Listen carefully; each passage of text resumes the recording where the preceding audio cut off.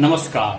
आज हमारी हिंदू जगाओ मुहिम में हिंदू जगाओ सनातन बचाओ, इसके तहत आज हम बात करने जा रहे हैं कोलकाता के रहने वाली 19 वर्षीय शर्मिष्ठा मुखर्जी के बारे में।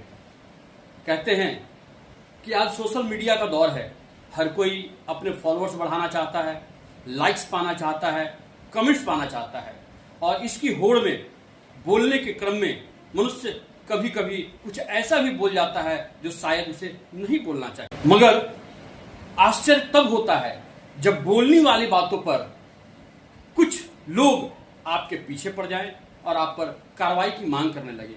जी हां, चूंकि हिंदुस्तान और पाकिस्तान के युद्ध का समय चल रहा था और शर्मिष्ठा मुखर्जी उस समय में अपने वीडियो के द्वारा पाकिस्तान पर, आतंकवादियों पर और यहां तक कि जो बॉलीवुड के 3 खान हैं जिन्होंने इस ऑपरेशन सिंदूर पर एक शब्द न कहा था, उसके ऊपर वह कमेंट करती है, उसके ऊपर वो वीडियोस बनाती है और डालती है। अब चूंकि शर्मिष्ठा मुखर्जी जो है इसके लैंग्वेज थोड़े खराब हैं, यह अपशब्दों का प्रयोग करती है और खुलकर इन विरोधियों को गालियां देती है। स्वाभाविक है, यदि आपका साधारण सा किसी से झगड़ा विवाद होता है तो आपके मुख से गालियां निकलने लगती है।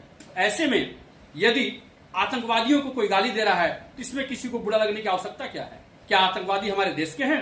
क्या हमारे देश का भला चाहते हैं? यदि कोई पाकिस्तान को गालियां दे रहा है तो इसमें हमारे देश के लोगों को नाराज होने की आवश्यकता क्या है? क्या पाकिस्तान हमारा समर्थन करता है?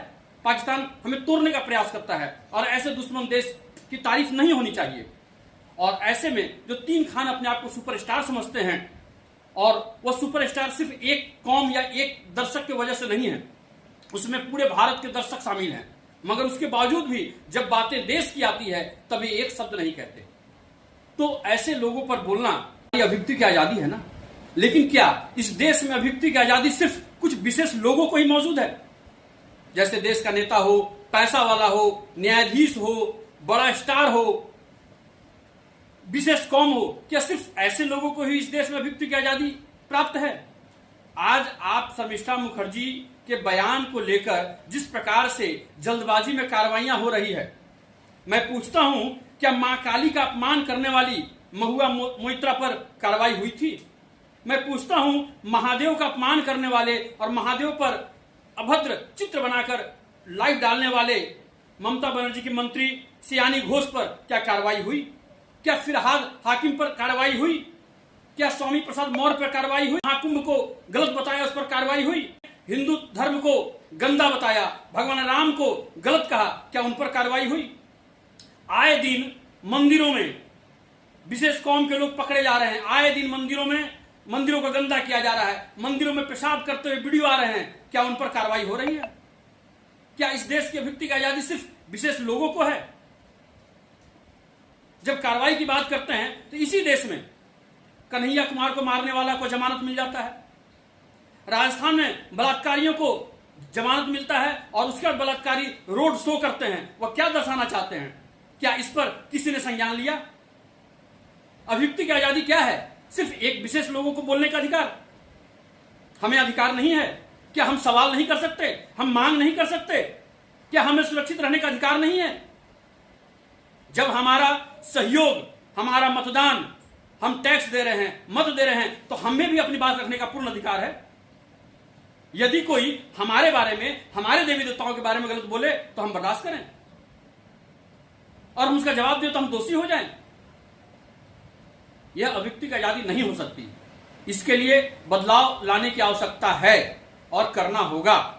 सबको पता है यह देश भारतवर्ष, आर्यावर्त, जम्बूद्वीप, यह सभी इस सनातन को ही प्रेरित करता है कि यह देश सनातनियों का है और सनातन का ही है। इस देश का मूल धर्म सनातन धर्म ही है। इस देश की सारी नदियां सनातन धर्म के नाम पर है। इस देश के सारे पर्वत सनातन धर्म के नाम पर हैं। जो यह दर्शाता है, यह प्रमाणित करता है कि यह देश सिर्फ और सिर्फ सनातनियों का ही है। उसके बावजूद भी अपने ही देश में सनातनियों को दबाया जा रहा है, कुचला जा रहा है, उनके मौलिक अधिकारों को खत्म किया जा रहा है, उनकी अभिव्यक्ति की आजादी पर रोक लगाए जा रहे हैं। ऐसा क्यों? मैं पूछता हूं भारत के हर एक व्यक्ति से, भारत की हर एक जनता से और हर हिंदू सनातन प्रेमी से पूछता हूं कि क्या यह सही है? और यदि यह गलत है तो इसका विरोध होना चाहिए कि नहीं होना चाहिए।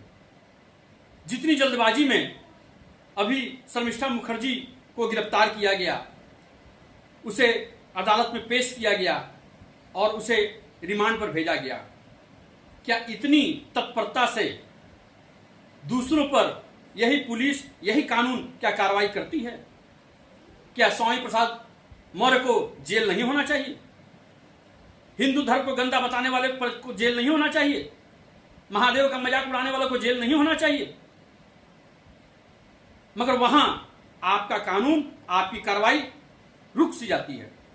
मगर जैसे ही कोई सनातनी उसके खिलाफ आवाज उठाता है, उस पर कार्रवाइयां होने लगती है। यह भी एक साजिश के तहत दिखता है, क्योंकि सनातनियों को दबाओ, कमजोर करो, ताकि उसके बाद कोई दूसरा बोलने वाला ना रहे। ऐसा क्यों? इस देश में सिर्फ किसी एक व्यक्ति का नहीं, इस देश के हर एक व्यक्ति का इस देश की आजादी में योगदान है, इस देश के निर्माण में योगदान है। और सनातन की पहचान, इस देश की पहचान सनातन संस्कृति और संस्कार ही है। और उसे जिस प्रकार से नष्ट करना, दबाना और उसके लिए आवाज उठाने वालों को कमजोर करने का प्रयास किया जा रहा है, यह सरासर गलत है। मैं इसकी कड़ी से कड़ी निंदा करता हूं। मैं सरकार से अपील करता हूं कि ऐसे ऐसे पक्ष को देखें और सही न्याय करें। इंसान दोषी होता है, अगर उसने कुछ कहा और अपने गलतियों को स्वीकार न करे तो वह दोषी है। मगर जब उसने माफी मांग ली, अपने शब्दों, अपने बयान के लिए क्षमा मांग लिया, तब तो कम से कम उसे राहत मिलनी चाहिए।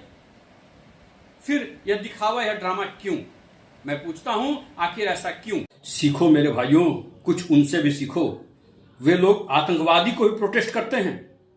वे पाकिस्तान का इस देश में रहकर खुलकर समर्थन करते हैं, बिना किसी डर और भय के।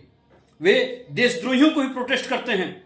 वे गद्दारों के भी बचाव में सड़कों पर खड़े हो जाते हैं। मगर तुम कैसे हो जो एक राष्ट्रवादियों के समर्थन में भी खड़े नहीं हो सकते? इसलिए घर में मत बैठो, समय निकालो, सड़कों पर आओ, बाहर निकलो, शांतिपूर्वक ढंग से राष्ट्रवादियों का समर्थन करो, अपने देश का समर्थन करो और अपने सनातन की मांग को सरकार के सामने रखना सीखो।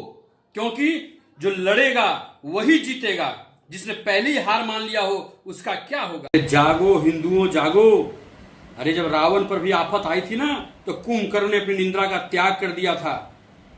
तुम किस नींद में सोए हो कि इतनी आफत के बाद भी अपनी निंद्रा का त्याग नहीं कर रहे हो? अरे कुत्तों के बच्चे के भी आंखें 20 दिन में खुल जाती है। तुम कौन सी आंखें लेकर पैदा हुए हो जो अब तक तुम्हारी आंखें नहीं खुल रही?